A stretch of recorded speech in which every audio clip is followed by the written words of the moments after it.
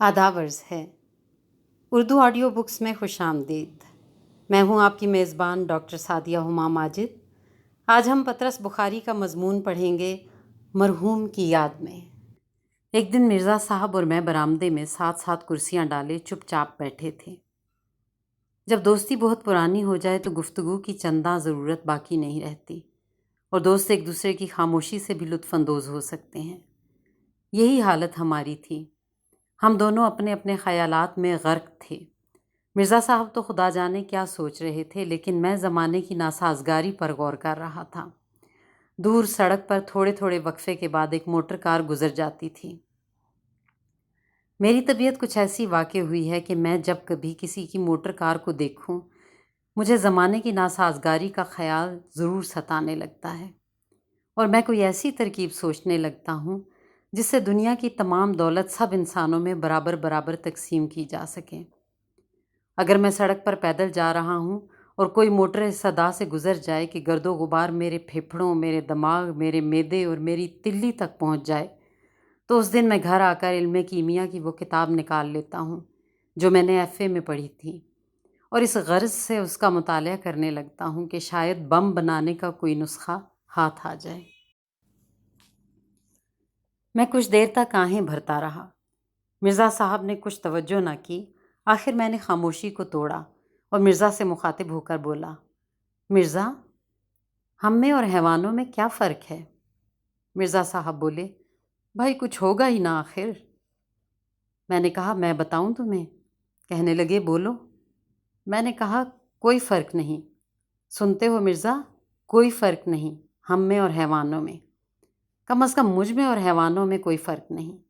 ہاں میں جانتا ہوں تم مین میخ نکالنے میں بڑے طاق ہو۔ کہہ دو گے حیوان جگالی کرتے ہیں، تم جگالی نہیں کرتے، ان کی دم ہوتی ہے، تمہاری دم نہیں۔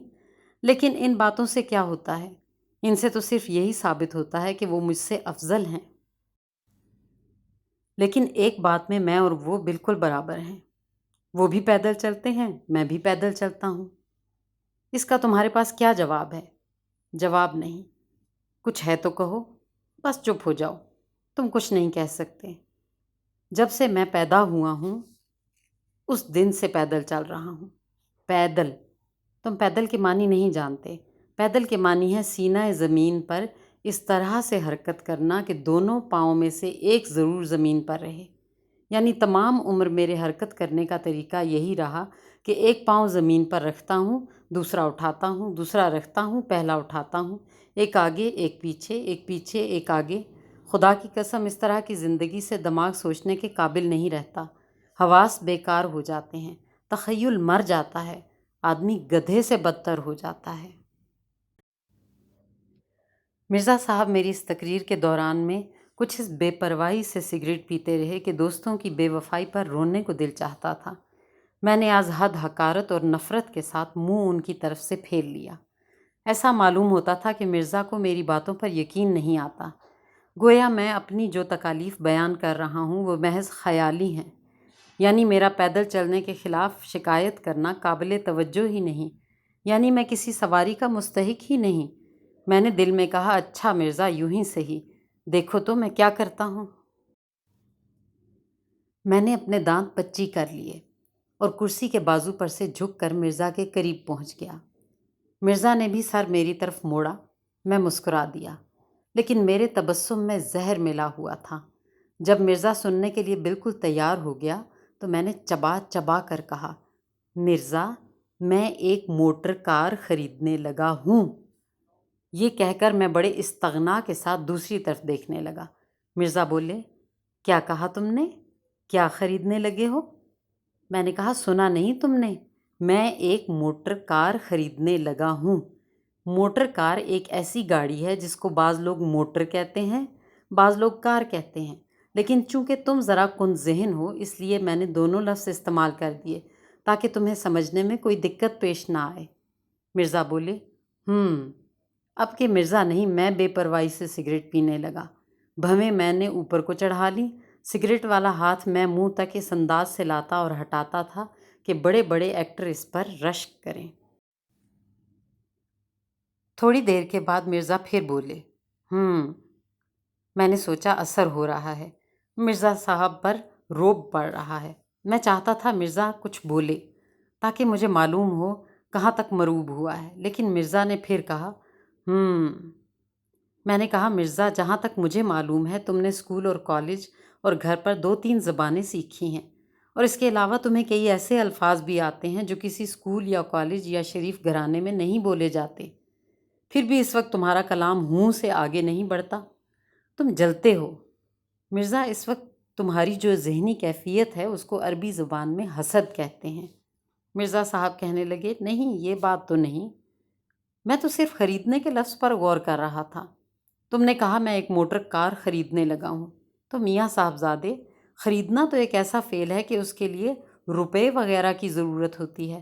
وغیرہ کا بندوبست تو بخوبی ہو جائے گا، لیکن روپے کا بندوبست کیسے کرو گے؟ یہ نکتہ مجھے بھی نہ سوجا تھا، لیکن میں نے ہمت نہ ہاری۔ میں نے کہا میں اپنی کئی قیمتی اشیاء بیچ سکتا ہوں۔ مرزا بولے، کون کون سی مثلاً؟ میں نے کہا ایک تو میں اپنا سگریٹ کیس بیچ ڈالوں گا۔ مرزا کہنے لگے، چلو 10 آنے تو یہ ہو گئے، باقی 2,500-3 ہزار کا انتظام بھی اسی طرح ہو جائے تو سب کام ٹھیک ہو جائے گا۔ اس کے بعد ضروری یہی معلوم ہوا کہ گفتگو کا سلسلہ کچھ دیر کے لیے روک دیا جائے، چنانچہ میں مرزا سے بیزار ہو کر خاموش ہو رہا۔ یہ بات سمجھ میں نہ آئی کہ لوگ روپیہ کہاں سے لاتے ہیں۔ بہت سوچا، آخر اس نتیجے پر پہنچا کہ لوگ چوری کرتے ہیں۔ اس سے ایک گونا اطمینان ہوا۔ مرزا بولے، میں تمہیں ایک ترکیب بتاؤں، ایک بائیسیکل لے لو۔ میں نے کہا وہ روپے کا مسئلہ تو پھر بھی جوں کا توں رہا۔ کہنے لگے، مفت۔ میں نے حیران ہو کر پوچھا، مفت؟ وہ کیسے؟ کہنے لگے، مفت ہی سمجھو، آخر دوست سے قیمت لینا کہاں کی شرافت ہے؟ البتہ تم احسان قبول کرنا گوارا نہ کرو تو اور بات ہے۔ ایسے موقع پر جو ہنسی میں ہنستا ہوں اس میں معصوم بچے کی مسرت، جوانی کی خوش دلی، ابلتے ہوئے فواروں کی موسیقی اور بلبلوں کا نغمہ سب ایک دوسرے کے ساتھ ملے ہوتے ہیں۔ چنانچہ میں یہ ہنسی ہنسا، اور اس طرح ہنسا کہ کھلی ہوئی باچھیں پھر گھنٹوں تک اپنی اصل جگہ پر واپس نہ آئیں۔ جب مجھے یقین ہو گیا کہ یکلخت کوئی خوشخبری ملنے سے دل کی حرکت بند ہو جانے کا جو خطرہ ہوتا ہے اس سے محفوظ ہوں، تو میں نے پوچھا، ہے کس کی؟ مرزا بولے، میرے پاس ایک بائیسیکل پڑی ہے، تم لے لو۔ میں نے کہا، پھر کہنا؟ کہنے لگے، بھائی ایک بائیسیکل میرے پاس ہے، جب میری ہے تو تمہاری ہے، تم لے لو۔ یقین مانیے مجھ پر گھڑوں پانی پڑ گیا، شرم کے مارے میں پسینہ پسینہ ہو گیا۔ 14ویں صدی میں ایسی بے غرضی اور ایثار بھلا کہاں دیکھنے میں آتا ہے۔ میں نے کرسی سرکا کر مرزا کے پاس کر لی۔ سمجھ میں نہ آیا کہ اپنی ندامت اور ممنونیت کا اظہار کن الفاظ میں کروں۔ میں نے کہا، مرزا، سب سے پہلے تو میں اس گستاخی اور درشتی اور بے ادبی کے لیے معافی مانگتا ہوں جو ابھی ابھی میں نے تمہارے ساتھ گفتگو میں روا رکھی۔ دوسرے، میں آج تمہارے سامنے ایک اعتراف کرنا چاہتا ہوں اور امید کرتا ہوں کہ تم میری صاف گوئی کی داد دو گے اور مجھے اپنی رحم دلی کے صدقے معاف کر دو گے۔ میں ہمیشہ تم کو از حد کمینہ، ممسک، خود غرض اور عیار انسان سمجھتا رہا ہوں۔ دیکھو، ناراض مت ہو، انسان سے غلطی ہو ہی جاتی ہے، لیکن آج تم نے اپنی شرافت اور دوست پروری کا ثبوت دیا ہے اور مجھ پر ثابت کر دیا ہے کہ میں کتنا قابل نفرت، تنگ خیال اور حقیر شخص ہوں۔ مجھے معاف کر دو۔ میری آنکھوں میں آنسو بھر آئے۔ قریب تھا کہ میں مرزا کے ہاتھ کو بوسہ دیتا اور اپنے آنسوؤں کو چھپانے کے لیے اس کی گود میں سر رکھ دیتا، لیکن مرزا صاحب کہنے لگے، واہ، اس میں میری فیاضی کیا ہوئی؟ میرے پاس ایک بائیسیکل ہے، جیسے میں سوار ہوا ویسے تم سوار ہوئے۔ میں نے کہا، مرزا، مفت میں نہ لوں گا، یہ ہرگز نہیں ہو سکتا۔ مرزا کہنے لگے، بس میں اسی بات سے ڈرتا تھا۔ تم حساس اتنے ہو کہ کسی کا احسان لینا گوارا نہیں کرتے، حالانکہ خدا گواہ ہے احسان اس میں کوئی نہیں۔ میں نے کہا، خیر کچھ بھی صحیح، تم سچ سچ مجھے اس کی قیمت بتا دو۔ مرزا بولے، قیمت کا ذکر کر کے تم گویا مجھے کانٹوں میں گھسیٹتے ہو، اور جس قیمت پر میں نے خریدی تھی وہ تو بہت زیادہ تھی، اور اب تو وہ اتنے کی رہی بھی نہیں۔ میں نے پوچھا، تم نے کتنے میں خریدی تھی؟ کہنے لگے، میں نے 250 روپے میں لی تھی، لیکن اس زمانے میں بائیسیکلوں کا رواج ذرا کم تھا، اس لیے قیمتیں ذرا زیادہ تھیں۔ میں نے کہا، کیا بہت پرانی ہے؟ بولے، نہیں، ایسی پرانی بھی کیا ہوتی، میرا لڑکا اس پر کالج آیا جایا کرتا تھا اور اسے کالج چھوڑے ابھی 2 سال بھی نہیں ہوئے، لیکن اتنا ضرور ہے کہ آج کل کی بائسیکلوں سے ذرا مختلف ہے۔ آج کل تو بائسیکل ٹین کی بنتی ہے، جنہیں کالج کے سر پھرے لونڈے سستی سمجھ کر خرید لیتے ہیں۔ پرانی بائسیکلوں کے ڈھانچے مضبوط ہوا کرتے تھے۔ مگر مرزا، 250 روپے تو میں ہرگز نہیں دے سکتا۔ اتنے روپے میرے پاس کہاں سے آئے؟ میں تو اس سے آدھی قیمت بھی نہیں دے سکتا۔ مرزا کہنے لگے، تو میں تم سے پوری قیمت تھوڑی مانگتا ہوں، اول تو قیمت لینا ہی نہیں چاہتا۔ لیکن میں نے کہا، نہ مرزا، قیمت تو تمہیں لینی پڑے گی۔ اچھا تو تم یوں کرو، میں تمہاری جیب میں کچھ روپے ڈال دیتا ہوں، تم گھر جا کے گن لینا۔ اگر تمہیں منظور ہوئے تو کل بائسیکل بھیج دینا، ورنہ روپے واپس کر دینا۔ اب یہاں بیٹھ کر میں تم سے سودا چکاؤں، یہ تو کچھ دکانداروں کی سی بات معلوم ہوتی ہے۔ مرزا بولے، بھائی جیسے تمہاری مرضی، میں تو اب بھی یہی کہتا ہوں کہ قیمت ویمت جانے دو، لیکن میں جانتا ہوں کہ تم نہ مانو گے۔ میں اٹھ کر اندر کمرے میں آیا۔ میں نے سوچا استعمال شدہ چیز کی لوگ عام طور پر آدھی قیمت دیتے ہیں، لیکن جب میں نے مرزا سے کہا تھا کہ مرزا میں تو آدھی قیمت بھی نہیں دے سکتا، تو مرزا اس پر معترض نہ ہوا تھا۔ وہ بیچارہ تو بلکہ یہی کہتا تھا کہ مفت ہی لے لو، لیکن مفت میں کیسے لے لوں؟ آخر بائسیکل ہے، ایک سواری ہے، گھوڑوں اور موٹروں اور تانگوں کے زمرے میں شمار ہوتی ہے۔ بکس کو کھولا تو معلوم ہوا کہ ہست و بود کل 46 روپے ہیں۔ 46 روپے تو کچھ ٹھیک رقم نہیں، 45 یا 50 ہوں جب بھی بات ہے۔ 50 تو ہو نہیں سکتے، اور اگر 45 ہی دینے ہیں تو 40 کیوں نہ دیے جائیں؟ جن رقموں کے آخر میں صفر آتا ہے وہ رقمیں کچھ زیادہ معقول معلوم ہوتی ہیں۔ بس ٹھیک ہے، 40 روپے دے دوں گا، خدا کرے مرزا قبول کر لے۔ باہر آیا، 40 روپے مٹھی میں بند کر کے میں نے مرزا کی جیب میں ڈال دیے اور کہا، مرزا اس کو قیمت نہ سمجھنا، لیکن اگر ایک مفلس دوست کی حقیر سی رقم منظور کرنا تمہیں اپنی توہین معلوم نہ ہو تو کل بائسیکل بھجوا دینا۔ مرزا چلنے لگے تو میں نے پھر کہا، مرزا کل ضرور صبح ہی صبح بھجوا دینا۔ رخصت ہونے سے پہلے میں نے پھر ایک دفعہ کہا، کل صبح 8-9 بجے تک پہنچ جائے، دیر نہ کر دینا، خدا حافظ۔ اور دیکھو مرزا، میرے تھوڑے سے روپوں کو بھی زیادہ سمجھنا، خدا حافظ۔ اور تمہارا بہت بہت شکریہ، میں تمہارا بہت ممنون ہوں، اور میری گستاخی کو معاف کر دینا۔ دیکھو نا، کبھی کبھی یوں ہی بے تکلفی میں، کل صبح 8-9 بجے تک ضرور، خدا حافظ۔ مرزا کہنے لگے، ذرا اس کو جھاڑ پونچھ لینا اور تیل وغیرہ ڈلوا لینا۔ میرے نوکر کو فرصت ہوئی تو میں خود ہی ڈلوا دوں گا، ورنہ تم خود ڈلوا لینا۔ میں نے کہا، ہاں ہاں، وہ سب کچھ ٹھیک ہو جائے گا، تم کل بھیج ضرور دینا، اور دیکھنا 8 بجے تک یا 7:30 تک پہنچ جائے۔ اچھا، خدا حافظ۔ رات کو بستر پر لیٹا تو بائسیکل پر سیر کرنے کے مختلف پروگرام تجویز کرتا رہا۔ یہ ارادہ تو پختہ کر لیا کہ 2-3 دن کے اندر اندر ارد گرد کی تمام مشہور تاریخی عمارات اور کھنڈروں کو نئے سرے سے دیکھ ڈالوں گا۔ اس کے بعد اگلے گرمی کے موسم میں ہو سکا تو بائسیکل پر کشمیر وغیرہ کی سیر کروں گا۔ صبح صبح ہوا خوری کے لیے ہر روز نہر تک جایا کروں گا۔ شام کو ٹھنڈی سڑک پر جہاں اور لوگ سیر کو نکلیں گے، میں بھی سڑک کی صاف شفاف سطح پر ہلکے ہلکے خاموشی کے ساتھ ہاتھی دانت کی ایک گیند کی مانند گزر جاؤں گا۔ ڈوبتے ہوئے آفتاب کی روشنی بائسیکل کے چمکیلے حصوں پر پڑے گی تو بائسیکل جگمگا اٹھے گا، اور ایسا معلوم ہوگا جیسے ایک راج ہنس زمین کے ساتھ ساتھ اڑ رہا ہے۔ وہ مسکراہٹ جس کا میں اوپر ذکر کر چکا ہوں ابھی تک میرے ہونٹوں پر کھیل رہی تھی۔ بارہا دل چاہا کہ ابھی بھاگ کر جاؤں اور اسی وقت مرزا کو گلے لگا لوں۔ رات کو خواب میں دعائیں مانگتا رہا کہ خدایا مرزا بائسیکل دینے پر رضامند ہو جائے۔ صبح اٹھا تو اٹھتے کے ساتھ ہی نوکر نے یہ خوشخبری سنائی کہ حضور وہ بائسیکل آ گئی ہے۔ میں نے کہا، اتنی سویرے؟ نوکر نے کہا، وہ رات ہی کو آ گئی تھی، آپ سو گئے تھے، میں نے جگانا مناسب نہ سمجھا، اور ساتھ ہی مرزا صاحب کا آدمی یہ ڈھبریاں کسنے کا ایک اوزار بھی دے گیا ہے۔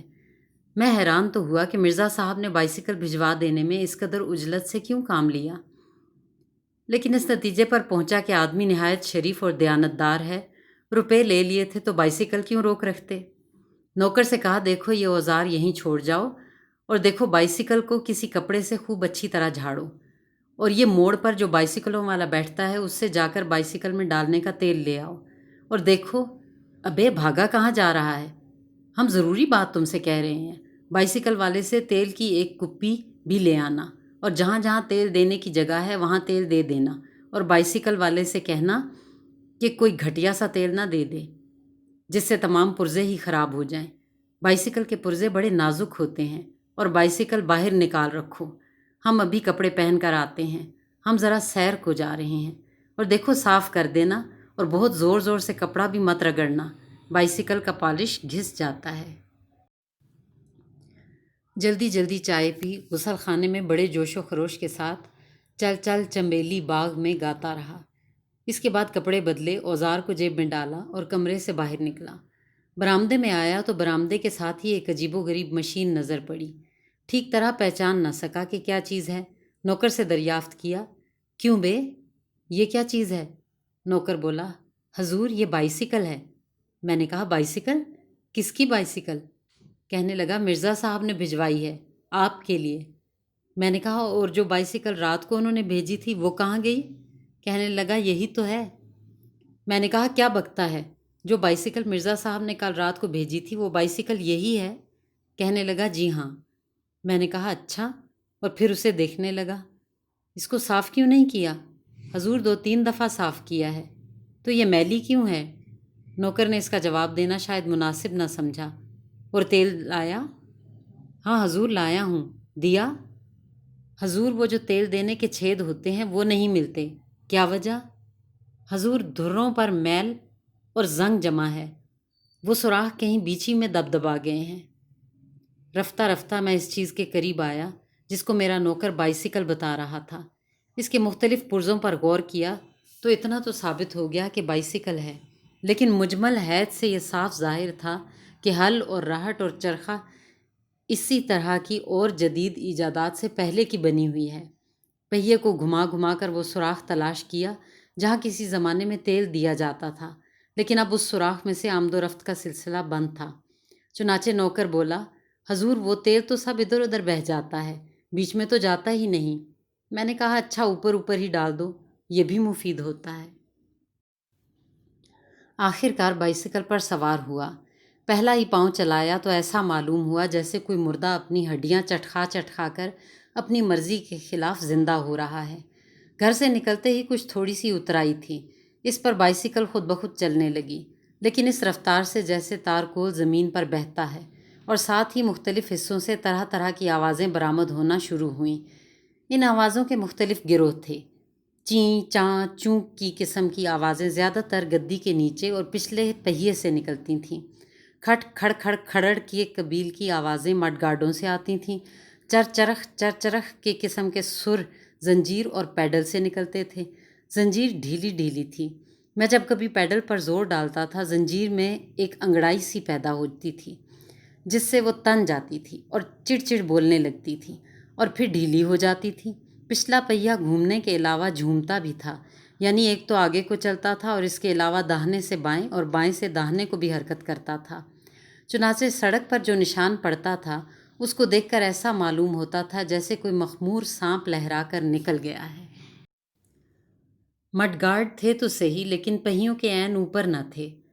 ان کا فائدہ صرف یہ معلوم ہوتا تھا کہ انسان شمال کی سمت سیر کرنے کو نکلے اور آفتاب مغرب میں غروب ہو رہا ہو تو مڈ گارڈوں کی بدولت ٹائر دھوپ سے بچے رہیں گے۔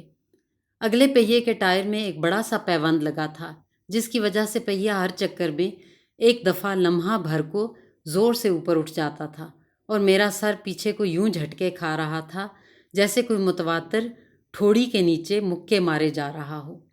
پچھلے اور اگلے پہیے کو ملا کر چوں چوں پھٹ چوں چوں پھٹ چوں چوں پھٹ کی صدا نکل رہی تھی۔ جب اتار پر بائیسیکل ذرا تیز ہوئی تو فضا میں ایک بھونچال سا آ گیا، اور بائیسیکل کے کئی اور پرزے جو اب تک سو رہے تھے بیدار ہو کر گویا ہوئے۔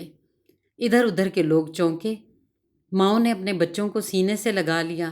کھڑڑ کھڑڑ کے بیچ میں پہیوں کی آواز جدا سنائی دے رہی تھی، لیکن چونکہ بائیسیکل اب پہلے سے تیز تھی اس لیے چوں چوں پھٹ کی آواز نے اب چچوں پھٹ کی صورت اختیار کر لی تھی۔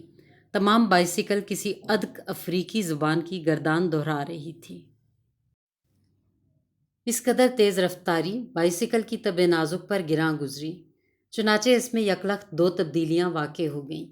एक तो हैंडल एक तरफ को मुड़ गया, जिसका नतीजा ये हुआ कि मैं जा तो सामने को रहा था, लेकिन मेरा तमाम जिस्म दाएं तरफ को मुड़ा हुआ था।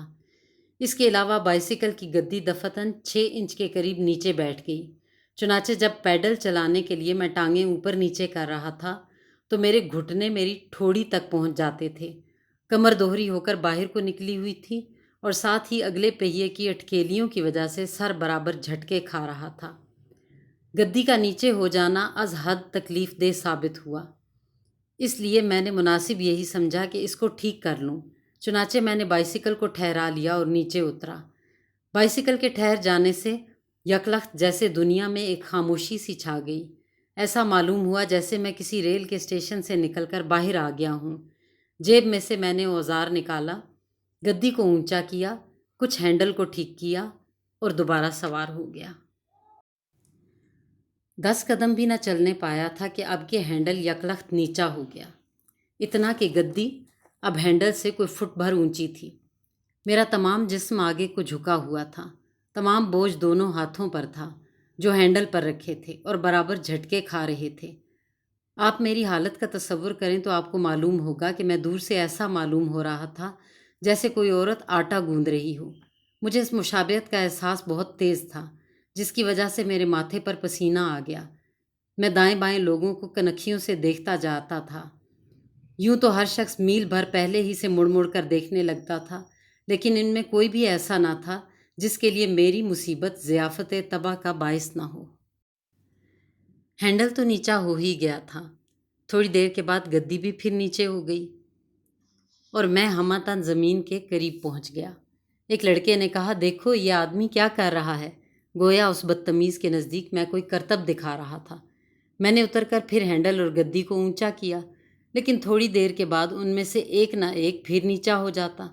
वो लम्हे जिनके दौरान में मेरे हाथ और मेरा जिस्म दोनों बराबर एक ही बुलंदी पर वाक़े हों, बहुत ही कम थे, और उनमें भी मैं यही सोचता रहता था कि अब के गद्दी पहले बैठेगी या हैंडल। चुनाचे नडर होकर ना बैठता, बल्कि जिस्म को गद्दी से कदरे ऊपर ही रखता, लेकिन इससे हैंडल पर इतना बोझ पड़ जाता कि वो नीचा हो जाता। जब 2 मील गुजर गए और बाइसिकल की उठक बैठक ने एक मुकर्रर बाकायदगी इख्तियार कर ली तो फ़ैसला किया कि किसी मिस्त्री से पेच कसवा लेने चाहिए। चुनाचे बाइसिकल को एक दुकान पर ले गया। बाइसिकल की खड़खड़ से दुकान में जितने लोग काम कर रहे थे सब के सब सर उठाकर मेरी तरफ देखने लगे, लेकिन मैंने जी कड़ा करके कहा, ज़रा इसकी मुरम्मत कर दीजिए। एक मिस्त्री आगे बढ़ा। लोहे की एक सलाख उसके हाथ में थी, जिससे उसने मुख्तलिफ हिस्सों को बड़ी बेदर्दी के साथ ठोंक बजाकर देखा। मालूम होता था उसने तेज़ी के साथ सब हालात का अंदाज़ा लगा लिया है, लेकिन फिर भी मुझसे कहने लगा, किस किस पुर्जे की मुरम्मत कराइएगा। मैंने कहा, बड़े गुस्ताख हो तुम, देखते नहीं कि सिर्फ हैंडल और गद्दी को ज़रा ऊंचा करवा के कसवाना है, बस और क्या। इनको मेहरबानी करके फ़ौरन ठीक करा दो और बताओ कितने पैसे हुए। मिस्त्री कहने लगा, मड गार्ड भी ठीक ना कर दूं। मैंने कहा, हाँ वो भी ठीक कर दो। कहने लगा, अगर आप बाकी चीज़ें भी ठीक करवा लें तो अच्छा हो। मैंने कहा, अच्छा कर दो। बोला, यूँ थोड़ी हो सकता है, 10-15 दिन का काम है, आप इसे हमारे पास छोड़ जाइए। और पैसे कितने लोगे? कहने लगा, बस 30-40 रुपये लगेंगे। मैंने कहा, बस जी, जो काम तुमसे कहा है कर दो और बाकी हमारे मामलात में दखल मत दो। थोड़ी देर में हैंडल और गद्दी फिर ऊंची करके कस दी गई। मैं चलने लगा तो मिस्त्री ने कहा, मैंने कस तो दिया है, लेकिन पेच सब घिसे हुए हैं, अभी थोड़ी देर में फिर ढीले हो जाएंगे। मैंने कहा, हैं बदतमीज़ कहीं का, तो 2 आने पैसे मुफ्त में ले लिए। बोला, जनाब आपको बाइसिकल भी तो मुफ्त में मिली होगी, ये आपके दोस्त मिर्ज़ा साहब की है ना। लल्लू, ये वही साइकिल है जो पिछले साल मिर्ज़ा साहब यहाँ बेचने को लाए थे, पहचानी तुमने? भाई सदियाँ ही गुजर गईं, लेकिन इस बाइसिकल की ख़ता माफ़ होने में नहीं आती। मैंने कहा, वाह, मिर्ज़ा साहब के लड़के इस पर कॉलेज आया जाया करते थे और उनको अभी कॉलेज छोड़े 2 साल भी नहीं हुए। मिस्त्री ने कहा, हाँ वो ठीक है, लेकिन मिर्ज़ा साहब ख़ुद जब कॉलेज में पढ़ते थे तो उनके पास भी यही बाइसिकल थी। मेरी तबीयत ये सुनकर कुछ मुर्दा सी हो गई। मैं बाइसिकल को साथ लिए आहिस्ता आहिस्ता पैदल चल पड़ा, लेकिन पैदल चलना भी मुश्किल था। इस बाइसिकल के चलाने में ऐसे ऐसे पट्ठों पर जोर पड़ता था जो आम बाइसिकलों के चलाने में इस्तेमाल नहीं होते, इसलिए टांगों और कंधों और कमर और बाजुओं में जा बजा दर्द हो रहा था। मिर्ज़ा का ख्याल रह रह कर आता था, लेकिन मैं हर बार कोशिश करके उसे दिल से हटा देता था, वरना मैं पागल हो जाता और जुनून की हालत में पहली हरकत मुझसे ये सरजद होती कि मिर्ज़ा के मकान के सामने बाज़ार में एक जलसा मुनक्किद करता, जिसमें मिर्ज़ा की मक्कारी, बेईमानी और दगाबाजी पर एक तवील तकरीर करता। कुल बनी नौ इंसान और आइंदा आने वाली नस्लों को मिर्ज़ा की नापाक फितरत से आगाह कर देता और उसके बाद एक चिता जलाकर उसमें ज़िंदा जलकर मर जाता। मैंने बेहतर यही समझा कि जिस तरह हो सके अब इस बाइसिकल को औने पौने दामों बेचकर जो वसूल हो उसी पर सब्र शुक्र करूं। भला से 10-15 रुपए का खसारा सही, 40 के 40 रुपए तो ज़ाया ना होंगे। रास्ते में बाइसिकलों की एक और दुकान आई, वहाँ ठहर गया। दुकानदार मेरे पास आया, लेकिन मेरी ज़ुबान को जैसे कुफ्ल लग गया था। उम्र भर किसी चीज़ को बेचने की नौबत ना आई थी। मुझे ये भी मालूम नहीं कि ऐसे मौके पर क्या कहते हैं। आखिर बड़े सोच विचार और बड़े ताअम्मुल के बाद मुंह से सिर्फ इतना निकला कि ये बाइसिकल है। दुकानदार कहने लगा, फिर? मैंने कहा, लोगे? कहने लगा, क्या मतलब? मैंने कहा, बेचते हैं हम। दुकानदार ने मुझे ऐसी नज़र से देखा कि मुझे ये महसूस हुआ मुझ पर चोरी का शुबा कर रहा है। फिर बाइसिकल को देखा, फिर मुझे देखा, फिर बाइसिकल को देखा। ऐसा मालूम होता था कि फ़ैसला नहीं कर सकता आदमी कौन सा है और बाइसिकल कौन सी है। आखिरकार बोला, क्या करेंगे आप इसको बेचकर? ऐसे सवालों का खुदा जाने क्या जवाब होता है।